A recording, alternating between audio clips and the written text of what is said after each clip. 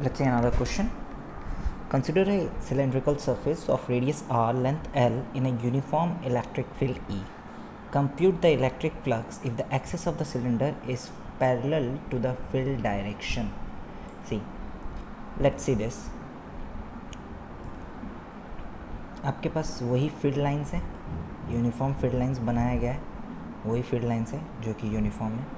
अब इसमें मैं क्या कर रहा हूँ, एक सिलेंडर रख रहा हूँ जिससे axis of the cylinder is parallel to the field lines. तो एक सिलेंडर बनाया गया, लो बना लिया गया, एक सिलेंडर बना लिया, देख लो, राइट. अभी ये सिलेंडर की एक्सिस फील्ड लाइन्स को पैरेलल नहीं है. आई होप आप समझ सके सिलेंडर की एक्सिस कौन सी है. तो फील्ड लाइन्स को पैरेलल नहीं है सिलेंडर की एक्सिस. आप बोलेंगे सिलेंडर की एक और एक्सिस भी बना सकते हैं हम लोग. तो अब देख लो, अब पैरेलल है. अब इस सिलेंडर की एक्सिस इस फील्ड लाइन्स को पैरेलल है. जैसे कि आप देख सकते हैं कि आगे वाले सरफेस से, ये जो सरफेस से दिखा रहा हूँ, यहाँ से फील्ड लाइन क्रॉस कर रहा है, बाहर की तरफ आ रहा है. पीछे वाले सरफेस से यहाँ पर फील्ड लाइन अंदर जा रहा है, अंदर की तरफ जा रहा है. और ऊपर वाले सरफेस में ना फील्ड लाइन क्रॉस कर रहा है, ना आगे की तरफ आ रहा है. You can see this. Rotate करके भी आप कहीं से भी देखो, साइड से भी देख लो, नीचे से भी देख लो. मीन्स कर्व सरफेस से कोई फील्ड लाइन जा नहीं रहा है, सिर्फ इधर से ही जा रहा है. क्यों नहीं हो रहा है, आप एरिया वेक्टर खुद निकाल के बना के देख सकते हैं. तो सबसे पहले मैंने क्या किया, यहाँ पर एक्सिस बना लेते हैं. एक्सिस की हमको ज़रूरत पड़ेगी.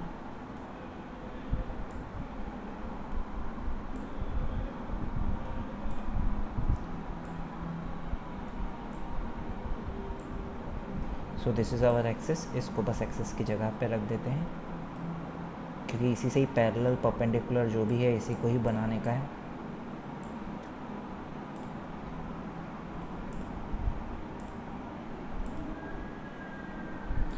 तो इसको 90 डिग्री घुमाया और इसके अबाउट रख दिया. ये लो,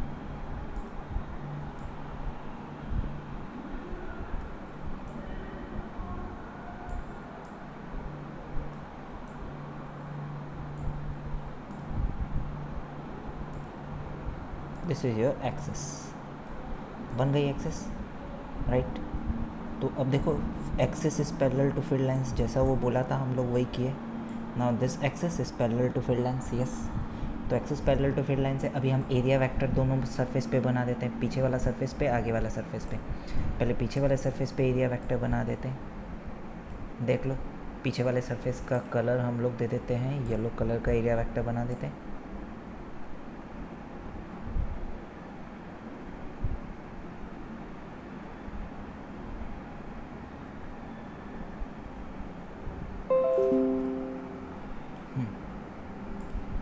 तो ये था आपके पास पीछे वाले सरफेस का एरिया वेक्टर.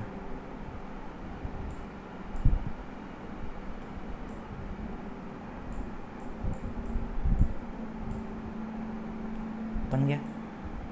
सिमिलरली आगे वाले सरफेस का भी आ जाएगा.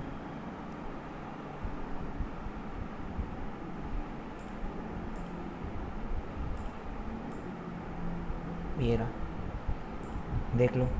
पीछे वाले का आपके पास एरिया वेक्टर बाहर की तरफ है और फील्ड लाइन्स अंदर जा रहा है, तो पीछे वाले की वजह से फ्लक्स नेगेटिव होगा.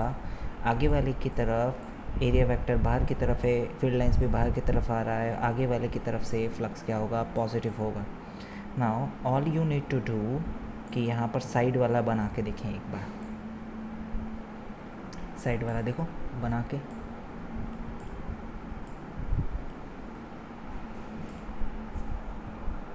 साइड वाला एक बार बना के देखते हैं.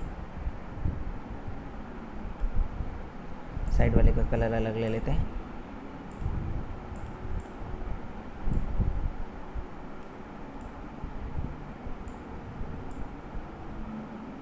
ये है साइड वाला.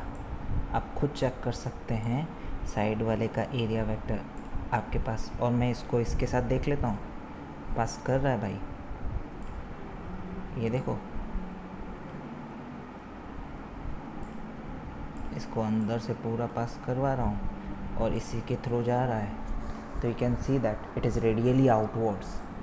दिस इज़ रेडियली आउटवर्ड, यहाँ से भी आपको दिखाई देगा ये रेडियली आउटवर्ड है। आप कोई भी पॉइंट पे बना के देख लें, सिर्फ ऊपर की साइड में नहीं, कोई भी एंगल पे बना के देख लें, इसको कोई भी एंगल पे घुमा लें, इधर से आप कोई भी एंगल पे भी घुमा लें, कोई इशू नहीं है आपको, हमेशा 90 ही दिखाई देगा सरफेस को या फील्ड लाइंस को, हमेशा 90 दिखाई देगा। आप बोलेंगे सर अभी तो नहीं दिखाई दे रहा, देखो एक पर्टिकुलर एंगल से देखोगे ये भी आपको क्या दिखाई देगा, फील्ड लाइन से 90 डिग्री हमेशा दिखाई देगा, हर एक से दिखाई देगा, राइट। तो हम अपने सॉल्यूशन में चलते हैं। सॉल्यूशन में आपके पास यहाँ पर डायग्राम बनाएंगे। डायग्राम क्या है इसका, सेम, पहले सबसे पहले पैरेलल फील्ड लाइंस बना लेते हैं, पैरेलल लाइंस ऑफ फोर्स बना लेते हैं uniform.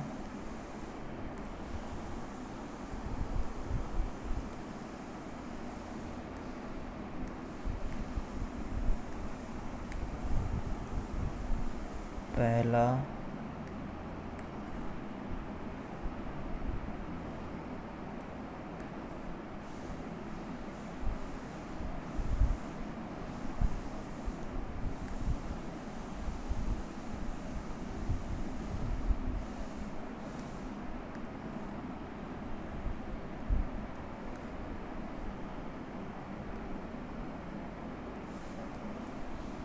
so these are our field lines, uniform field lines. Field lines की इंटेंसिटी E है, right.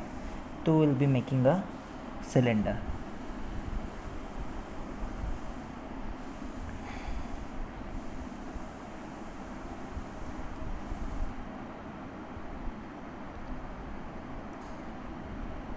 So this is a cylinder जो यहाँ पर वहाँ पर बनाया गया था।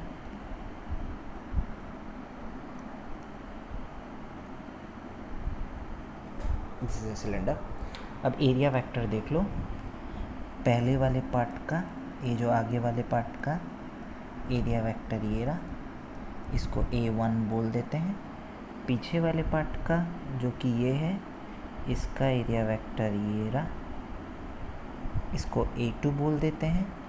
एंड कोई भी कर्व सरफेस वाले पार्ट का कहीं पर भी बना दो एरिया वेक्टर इस डायरेक्शन में, इसको A3 वेक्टर बोल देते हैं। This is A1 vector, A2 vector and A3 vector. तो आपके पास 3 एरिया वेक्टर है। नाउ क्योंकि सिलेंडर है, मैं ये तो बोल सकता हूँ A1 वेक्टर का मॉड इक्वल्स A2 वेक्टर का mod equals pi are square बोल सकता हूँ, क्योंकि आपके पास सर्कुलर सरफेस है। एंड A3 वेक्टर का mod equals 2 pi are L, right.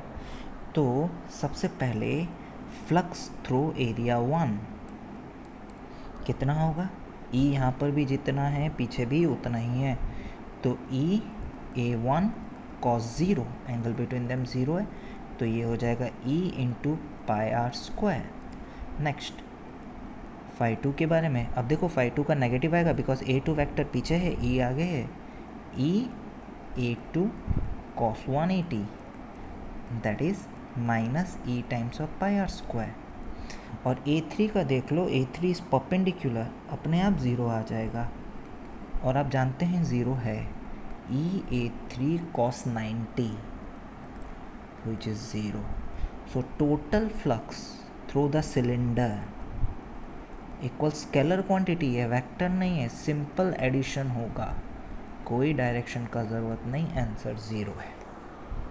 Because हम बस इनटू को नेगेटिव बोलते हैं, आउट को पॉजिटिव बोलते हैं, और कुछ नहीं, टोटल फ्लक्स आपके पास 0 है इसमें, राइट। नाउ ये आपके पास एक और एग्जांपल है, राइट। नेक्स्ट क्वेश्चन देखते हैं। Let's see this question.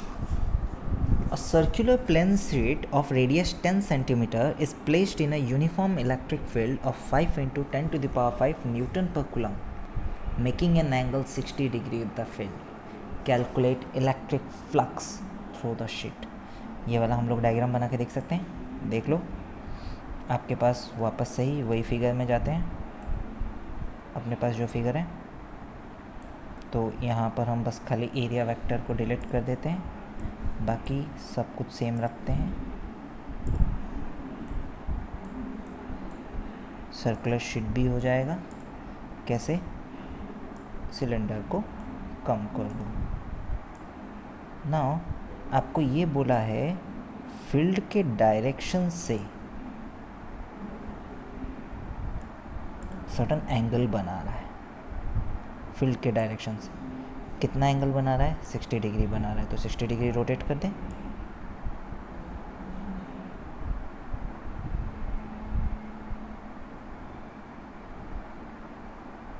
ये देख लो, ऐसे बना रहा है। अब आप खुद चेक कर सकते हैं, जितनी फील्ड लाइंस पहले क्रॉस कर रही थी इसको, उतनी फील्ड लाइंस अभी क्रॉस नहीं करेगी, नंबर ऑफ़ फील्ड लाइंस कम हो जाएगी। बहुत लोग बोलेंगे सर यहाँ पर तो फिर भी 2 आ जाएगा, पीछे से इन कर रहा है, आगे से आउट कर रहा है। नहीं बच्चों, ये 3 डायमेंशनल नहीं है। सर्कुलर शीट बोल दिया गया है, ये 2 डायमेंशनल ही है, ये 3 डायमेंशनल बिल्कुल भी नहीं है, राइट। तो यहाँ पर आप एरिया वेक्टर बना सकते हैं। एरिया वेक्टर आपके पास अगर सर्कुलर शीट घूमती है, ये भी मैं आपको दिखा देता हूँ। अगर सर्कुलर शीट घूमती है तो एरिया वेक्टर भी उससे रिलेटेड जो भी है वो भी घूम जाएगा। अगर मान के चलो ये जो आपके पास एक्सिस है, this axis is playing the role of area vector, तो अगर आपके पास वो घूमती है तो जैसे कि आपको मैं पहले भी दिखा चुका हूँ, आप सर्कुलर शीट को घुमाते हैं, इसको घुमाइए 60 डिग्री, देखो ये भी घूमेगा, सर्कुलर शीट घूमेगी, ये भी घूमेगा।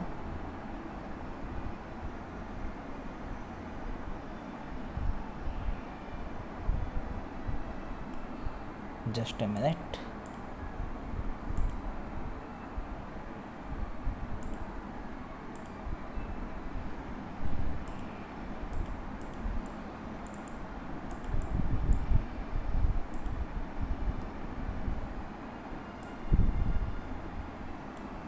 अब ठीक है।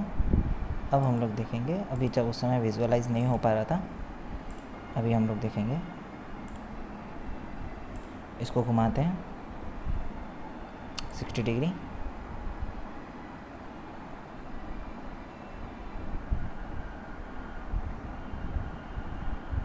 देखो 60 डिग्री घुमाएं, आपके पास नंबर ऑफ फील्ड लाइंस कम हो गई, एरिया वेक्टर भी उतना ही घूम गया।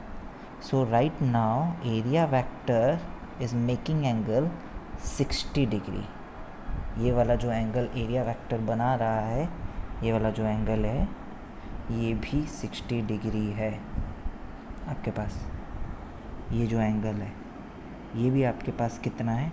ये एंगल 60 डिग्री है। ये जो एरिया वेक्टर बना रहा है, now this is the area vector, right now this is field vector, ये भी 60 डिग्री बना रहा है। तो नंबर ऑफ़ फील्ड लाइंस पहले बहुत ज़्यादा जा रही थी। अगर आप इससे पहले वाला पार्ट को एनालाइज करें, मैं आपको नंबर ऑफ़ फील्ड लाइंस दिखाता हूँ जो इसमें पहले क्रॉस हो रही थी। अगर मैं इसको वापस से, आप अभी फील्ड लाइंस तो देख रहे होंगे, अगर मैं वापस से इसको सीधा कर दूँ, खुद फील्ड लाइंस काउंट कर लें, आपके पास यहाँ पर फील्ड लाइंस जा रही थी 1 2 3 4, और अगर आप इसको क्या करते हैं 60 डिग्री घुमाते हैं तो नंबर ऑफ़ फील्ड लाइंस यहाँ पर कम हो गई है। यहाँ पर देखो 1 2 ही जा रही है, फील्ड लाइंस ही कम हो गई है। मतलब जो भी फील्ड लाइंस हमारे पास पहले काउंट किए थे उसकी आधी हो गई है। तो लेट्स कैलकुलेट हियर। यहाँ पर मैं डायरेक्ट बोलूँगा आपके पास, अगर मैं यहाँ पर डायरेक्ट लिखूँ, यहाँ पर वापस से हमारे पास क्या है? फील्ड लाइंस है, plane sheet making an angle 60 degree with the field. तो यहाँ पर हम पहले सर्कुलर प्लेन शीट रख लेते हैं, right, this is your circular plane sheet. Field को इस बार एक एंगल पे बना लेते हैं और वो एंगल का नाम क्या दे देते हैं? 60 डिग्री दे देते हैं, फील्ड एंगल जो बनाते हैं।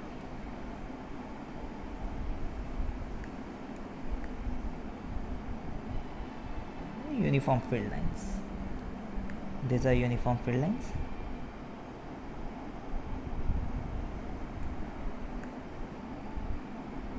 राइट ना, हम ये आराम से बोल सकते हैं कि ये जो एरिया वेक्टर है, ये जो एरिया वेक्टर है, this area vector is making angle 60 degree with electric field. तो राइट नाउ फ्लक्स की वैल्यू क्या हो जाएगी, ई ए cos 60। तो यहाँ पर E की वैल्यू कितनी है, सर्कुलर प्लेन रेडियस दिया गया है और E इधर है 5 × 10⁵ न्यूटन पर कूलम। A की वैल्यू आपके पास कितनी है 10 centimetre into pi are square की 10 सेंटीमीटर 0.1 का होल स्क्वायर। अब आप देखो मैंने बताया ना आधा हो जाएगा बिकॉज cos 60 की वैल्यू हाफ है, इसलिए वहाँ पर भी डायग्राम में क्या हो रहा था, आधा हो रहा था। तो आपके पास आंसर क्या हो जाएगा 5/2 पाई इंटू 10 का पावर इधर 5 है, इधर -2 बन रहा है, 10 का पावर 3 न्यूटन पर coulomb into metre square. This is the, ये मैं आपको डिफरेंट क्वेश्चंस करवा रहा हूँ जहाँ पर फील्ड क्या है, यूनिफॉर्म है। दिस आर डिफरेंट क्वेश्चंस, पूरा यूनिफॉर्म फील्ड का ही क्वेश्चंस मैं आपको करवा रहा हूँ। राइट, एक लास्ट क्वेश्चन देखेंगे। Now this question is NCERT question. इस क्वेश्चन में क्या गिवन है देखो, an electric field is uniform and in the positive direction, positive x direction for positive axis and uniform with the same magnitude in the negative x direction for negative x axis। इस term का मतलब आपको समझा देता हूँ। For example हम अपना यहाँ पर फील्ड के बारे में देख लेंगे, पॉजिटिव एक्स एक्सिस और नेगेटिव एक्स एक्सिस का मतलब क्या है। तो सबसे पहले मैं यहाँ पर क्या करता हूँ, अपना एक्सिस इंसर्ट कर लेता हूँ।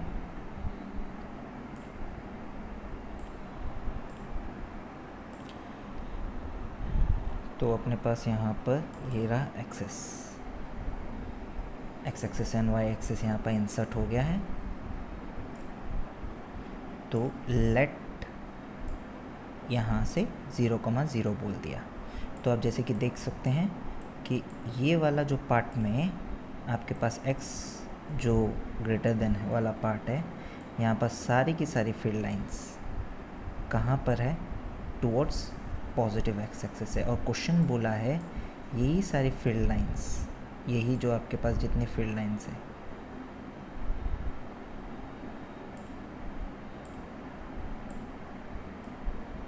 राइट, यही जितनी फील्ड लाइंस है टोटल नेगेटिव एक्स एक्सिस में क्या है, इधर ऐसे है, नेगेटिव साइड में इधर ऐसे है। तो मतलब इट इज़ यूनिफॉर्म बट अलग तरीके से। मतलब एक्स एक्सिस में आपके पास ये जो स्टेटमेंट गिवन है आपको यहाँ पर, ये वाला स्टेटमेंट देखें, an electric field is uniform and in positive x direction for positive x and uniform with the same magnitude in the negative x direction for negative x. ये इसका मतलब है। आपके पास ये रहा x axis, positive x direction में आपके पास इस डायरेक्शन में, नेगेटिव एक्स डायरेक्शन में इस डायरेक्शन में, राइट। उसके बाद बोला है right circular cylinder of length 20 centimetre and radius 5 centimetre has its centre at the origin and its axis along x axis so that one face is at x equals 10 centimetre and the other is at x equals -10 centimetre. मतलब यहाँ पर भी हमको क्या चाहिए, एक cylinder चाहिए। तो सिलेंडर लिया गया और इसको हम लोग ऐसे रोटेट किए क्योंकि एक्सिस इसके अलॉन्ग है, बस सेंटर का पोजीशन अलग है, वो अपन देख लेंगे किस तरीके से अलग है। बोला है सेंटर ये रहा, इधर लाई कर रहा है बीच में, सच दैट पहला वाला फेस 10 सेंटीमीटर की दूरी पे है, दूसरा वाला फेस भी 10 सेंटीमीटर की दूरी पे है। अगर आप ध्यान से देखें, अब ये सिनेरियो में ध्यान से देखें, इसको थोड़ा सा बीच में ले आते हैं, ये लो सेंटर आ गया बीच में, राइट। अब अगर आप यहाँ ध्यान से देखें, यहाँ पर भी इलेक्ट्रिक फील्ड लाइंस आ रही है बाहर, यहाँ पर भी इलेक्ट्रिक फील्ड लाइंस क्या है, बाहर की तरफ ही आ रही है। मतलब कोई भी अंदर नहीं जा रही है, इनफैक्ट यहाँ ऊपर में तो कोई पास ही नहीं हो रही है, राइट। तो यहाँ पर फ्लक्स कहीं पर भी नेगेटिव नहीं है, डायग्राम से देखकर समझ में आ रहा है। बोला है what is the net outward flux through each flat face what is the flux through the side of the cylinder, what is the net outward flux through the cylinder, what is the net charge inside the cylinder। ये जो net charge inside the cylinder लिखा हुआ है ये हम अभी नहीं करेंगे, ये मैं आपको बाद में बताऊंगा। तो सबसे पहला हम लोग अपना डायग्राम बना लेते हैं। उसके लिए हमको क्या चाहिए होगा, जो हम वहाँ पर बनाए थे, एक कोऑर्डिनेट सिस्टम चाहिए होगा, right. So now field lines बना लेते हैं, एक्स के लिए अलग एंड वाई के लिए अलग। पहला ये रहा आपके पास एक्स का line,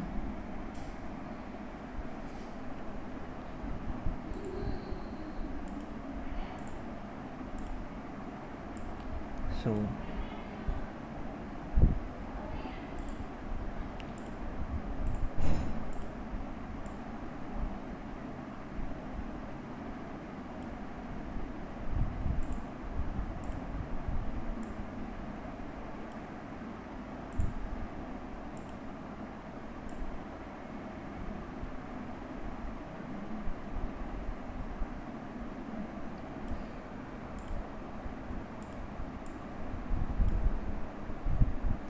this is our uniform field lines along x axis, और वाई एक्सिस में भी हमारे पास वैसे ही आ जाएगी।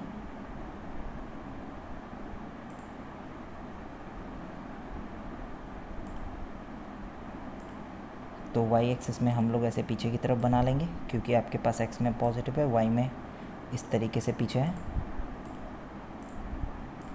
देख लो इस तरीके से फील्ड लाइंस बन रही है।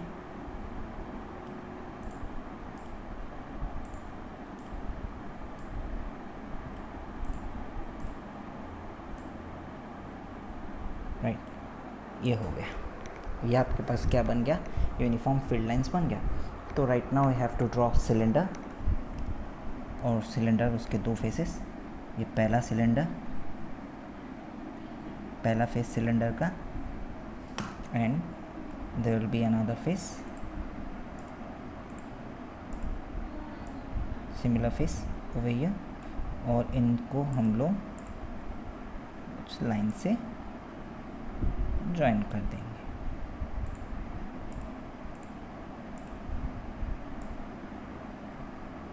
ये ना, दिस इज आवर सिलेंडर, ये आपके पास सिलेंडर है, राइट। तो ये सरफेस में देखो, इस सरफेस से भी बाहर जा रहा है फ्लक्स, इस सरफेस से भी क्या जा रहा है, बाहर जा रहा है। इधर एरिया बना देंगे, इधर ये रहा एरिया A1 वेक्टर, इधर पीछे की तरफ ये रहा area A2 vector, and curve surface से ये रहा एरिया A3 वेक्टर। तो आपको सारा एरिया आप तो निकाल ही सकते हैं, चलो निकाल के देख लेते हैं। A1 वेक्टर का मॉड पाई आर स्क्वायर आपको यहाँ पर दिया हुआ है, रेडियस कितना दिया हुआ है 5 सेंटीमीटर का, पाई इंटू 5 इंटू 10⁻⁻² का whole square, that is 25 pi into 10⁻⁻4। Similarly A2 vector का mod equals pi are square, which is equals pi into 5 into 10⁻⁻² का whole square equals 25 pi into 10⁻⁻4। बच्चों यूनिट साइन और कैलकुलेशन थोड़ा देख लेना, यहाँ पर कैलकुलेशन करते समय छोटी मोटी साइन की या यूनिट की मिस्टेक्स हो जाती हैं, राइट। तो आपके पास A3 वाला पार्ट देख लेते हैं। A3 का mod which is 2 pi are L, that is 2 into pi, R की वैल्यू आपके पास कितनी है, हालांकि ये कैलकुलेट करने का कोई काम नहीं है, बस कैलकुलेट करके बता देता हूँ। 20 into 10⁻⁻², that is 200 pi into 10⁻⁻4 metre square. So this all are areas. तो फ्लक्स हम पहले A1 से निकालेंगे।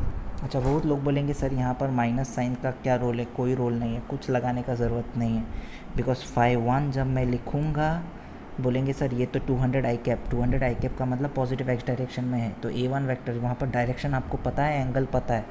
यहाँ पर जब भी आप कुछ भी कभी भी गलती से भी आई कैप और जे कैप इसमें यूज़ नहीं करेंगे। अगर करना है तो अच्छे से करो, A1 वेक्टर पूरा लिखो। अगर आप मैं आपको दोनों तरीके से बता देता हूँ। अगर आई कैप जे कैप यूज़ करना नहीं चाहते हैं तो जैसे हम लिखते हैं, क्योंकि वो एक्स एक्सिस में है, ये भी एक्स एक्सिस में है, 200 इंटू 25 पाई इंटू 10⁻⁻⁴ cos 0, ऐसे पूरा। तो आंसर cos 0 की वैल्यू 1 है, 25 टू ज़ा 500 pi into 10⁻⁻⁴, that is 5 pi into 10⁻⁻² newton पर कूलम मीटर स्क्वायर, राइट। अगर कोई बोलेगा नहीं सर हम इस तरीके से नहीं करना चाहते हैं, आई कैप जे कैप यूज़ करना चाहते हैं, करो।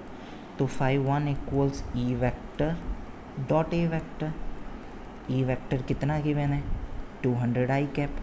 ए वैक्टर का मॉड आपको गिवन है 25 पाई इंटू 10⁻⁻⁴। ए वैक्टर का डायरेक्शन, A1 वैक्टर का डायरेक्शन अलॉन्ग एक्स एक्सिस, तो A1 वैक्टर भी कितना हो जाएगा आपके पास 25 पाई इंटू 10⁻⁻⁴ आई कैप। और इसमें वैल्यू क्या हो जाएगी, I cap dot I cap 1 होता है, आंसर वही आ रहा है 5 pi into 10⁻⁻² newton coulomb metre square. बहुत लोग बोलते हैं सर आई कैप आएगा, भाई स्केलर प्रोडक्ट है, इसमें कभी भी डायरेक्शन आएगा ही नहीं, याद रहे। कभी भी अगर डायरेक्शन लगा दिया आप लोग वो गलत हो जाएगा, राइट। सिमिलरली मैं इसमें 5 2 निकाल सकता हूँ, आप दोनों तरीके से निकाल सकते हैं। यहाँ पर E2 का डायरेक्शन देखें, E2 का डायरेक्शन पीछे, A2 का डायरेक्शन भी पीछे, angle between them is 0 degree, अब 180 डिग्री नहीं है, राइट। आप बोलेंगे सर यहाँ पर तो -200 है, अब -200 पुट करेंगे क्या, नहीं, कभी भी नहीं, हम मॉड पुट करेंगे इलेक्ट्रिक फील्ड का, that is 200 into 25 pi into 10⁻⁻⁴ cos 0, answer is same 500 pi into 10⁻⁻⁴, that is 5 pi into 10⁻⁻² newton पर कूलम मीटर स्क्वायर। ना अब आपका सवाल माइनस कब पुट करेंगे, जब आप वेक्टर फॉर्मेट में लिखेंगे। अगर आप वेक्टर फॉर्मेट से निकालना चाहते हैं, अगर आप मॉड ई ए कॉस थीटा नहीं करके बोलेंगे सर हम वेक्टर फॉर्मेट में लिख के वेक्टर डॉट प्रोडक्ट करना चाहते हैं, तो कर सकते हो। ई वेक्टर इक्वल्स -200 आई कैप डॉट A2 वैक्टर। ना A2 वैक्टर का मैग्नीट्यूड तो आपके पास है, डायरेक्शन देखो नेगेटिव एक्स एक्सिस, तो A2 वैक्टर का भी जो वैल्यू होगा वो होगा -25 पाई इंटू 10⁻⁻⁴ आई कैप। अब माइनस माइनस हो गया प्लस, आई कैप 1, आंसर वही है 5 पाई इंटू 10⁻⁻² न्यूटन पर coulomb metre square. I hope समझ में आया होगा कि किस तरीके से हम लोग वैल्यूज पुट करते हैं और आपको कोई कन्फ्यूजन नहीं होगा। तो फ्लक्स थ्रू यहाँ पर 3 की value is equal to 0 since A3 is perpendicular to electric field. So therefore total flux equals phi1 plus phi2 plus phi3. जितना है सिंपल स्केलर एडिशन करते रहना, you will get the answer 10 pi into 10⁻⁻² Newton per coulomb meter square. This is the answer, right?